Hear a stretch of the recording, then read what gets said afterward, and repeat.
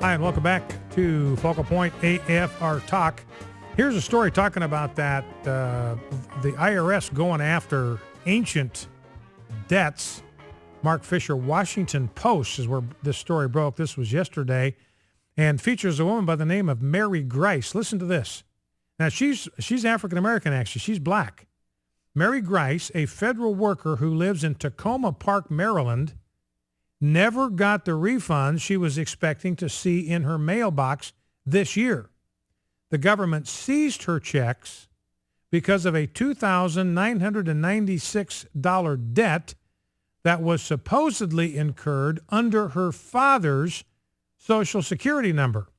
Her father died in 1960 when she was 4, and her mother received survivor's benefits thereafter. But 37 years passed between when the Social Security Agency says it overpaid someone in the Grice family and when Mary Grice's refund was taken. Now catch this. She was unable to find out from the agency exactly who received the overpayment, her mother, perhaps her father's first wife, both of whom are no longer living. The one thing she knows is she didn't see a penny of it. She didn't see a dollar of it. They've got no proof of who received it. But she was the one that was getting the bill. They were just simply withholding her tax refund. Instead of it going to her, which is her money, she's entitled to it, they grabbed it to satisfy this 37-year-old supposed debt for which they had no clear evidence. And apparently after the Post published this article last week, an article on this topic, hundreds of taxpayers whose refunds had been intercepted came forward and complained that they had been given no notice of the debts, and the government had not explained why they were being held responsible for debts that their deceased parents may have accrued. Story here about children being exposed to violent video games. You know, we've said, look, this is bad for kids.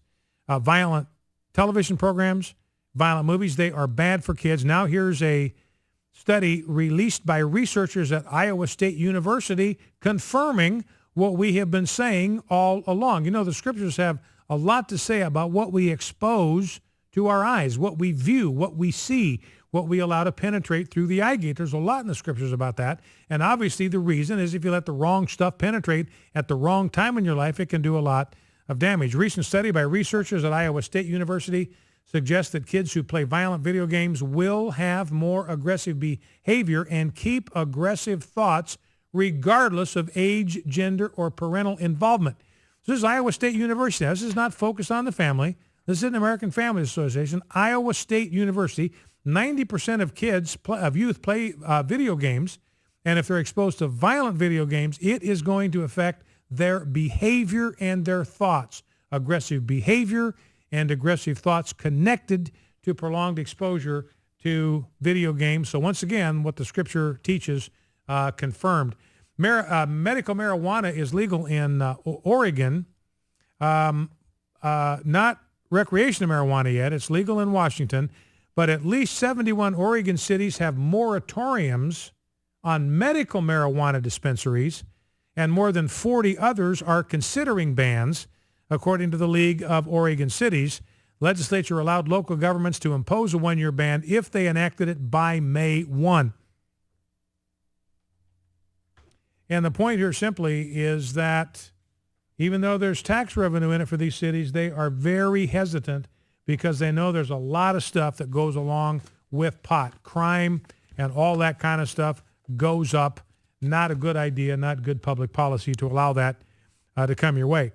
Now, 888-589-8840. Just a couple of comments on this Bundy Ranch thing before we go back to the phones, 888-589-8840. You know, one thing that occurred to me, what this guy should have done is he should have renamed it the Benghazi Ranch. If he had renamed it the Benghazi Ranch, he wouldn't have seen anybody from the federal government for months. So that was his first mistake. You know, and you think about this other thing, you know, looking at this armed confrontation, all these BLM staffers, personnel out there. You know, and his point, look, These guys are the Bureau of Land Management.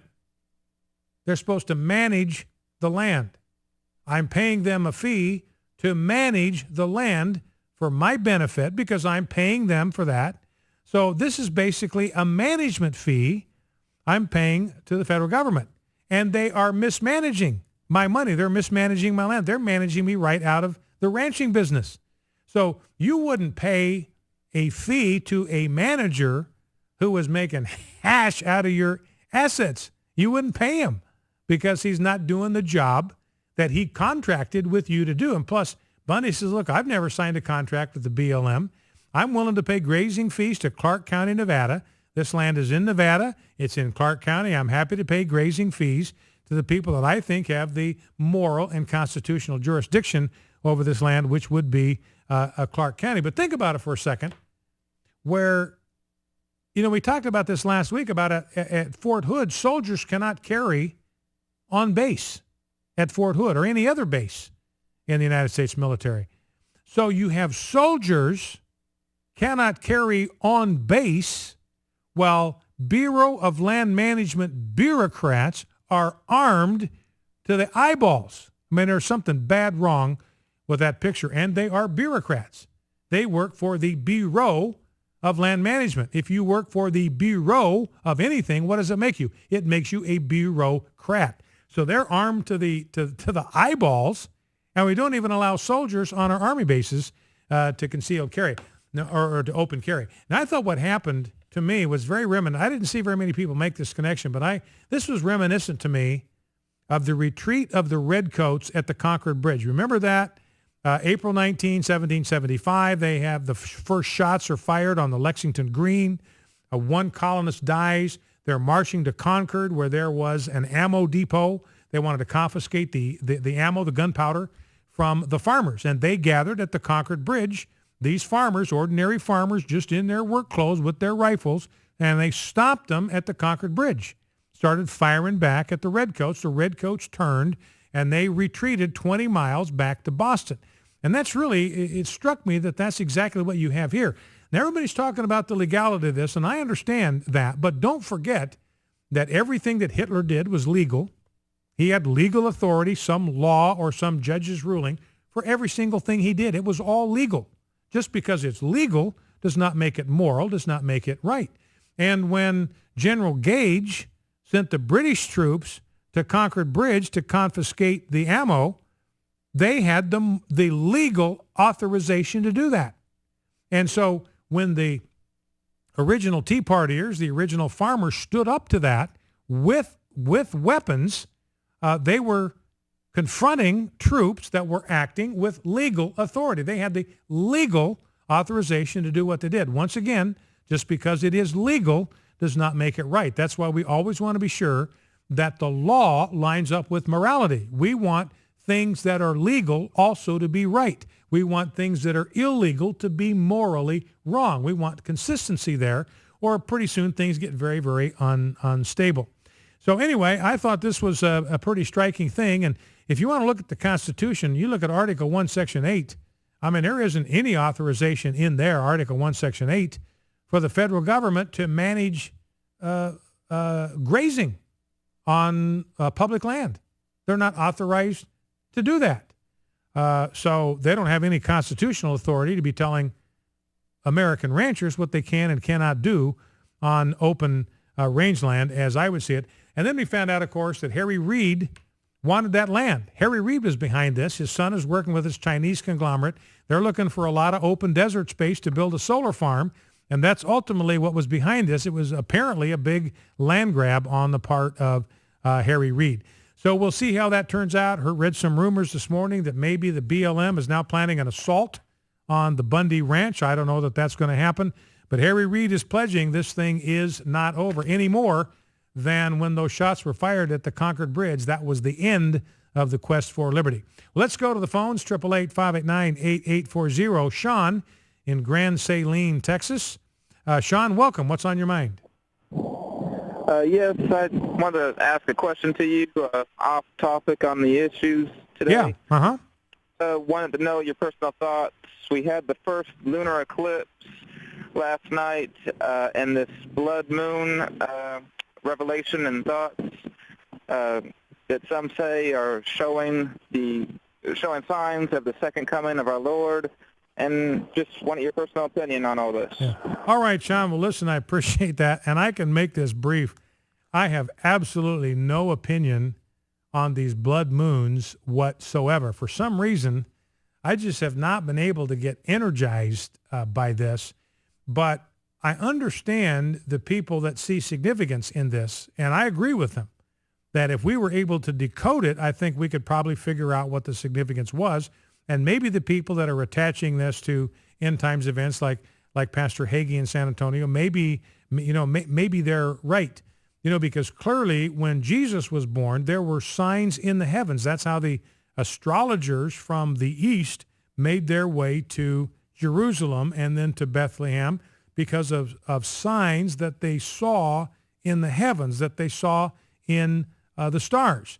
And I've read some other articles this past week that talk about these four blood moons in rapid succession and how 1492, I think 1948, 1967 was when you had these four blood moons back to back, and there were significant events in the life of Israel happening every time. 1492, and Ferdinand and Isabella driving the Muslims from the Iberian Peninsula, providing some protection for the Jewish people. 1948, Israel's independence is declared. 1967, they had that major victory over the Arab nations that tried to snuff them out. And then again now, maybe there's perhaps some significance for the nation of Israel. I just don't know how to read those signs. Sean, I appreciate people looking at it, studying it, thinking about it, discussing it. I really myself don't have an opinion about what it means. My eschatology is a little bit different than the eschatology of a lot of my very, very good friends. I do not see a pre-tribulation rapture. I do not see a specific 7-year period of tribulation on the earth before the Lord returns. I believe that 7-year period of tribulation, that was fulfilled in the Roman Jewish War of 66 to 73 AD. I look forward not to a rapture, but to a second coming. And again, I want to be clear. If people have a different opinion, they're looking for a rapture before a 7-year tribulation period, I have absolutely no beef with you. This is simply a gentle disagreement among friends. We're not going to know who's right until it is too late to matter. Focal Point AFR Talk. We'll be right back.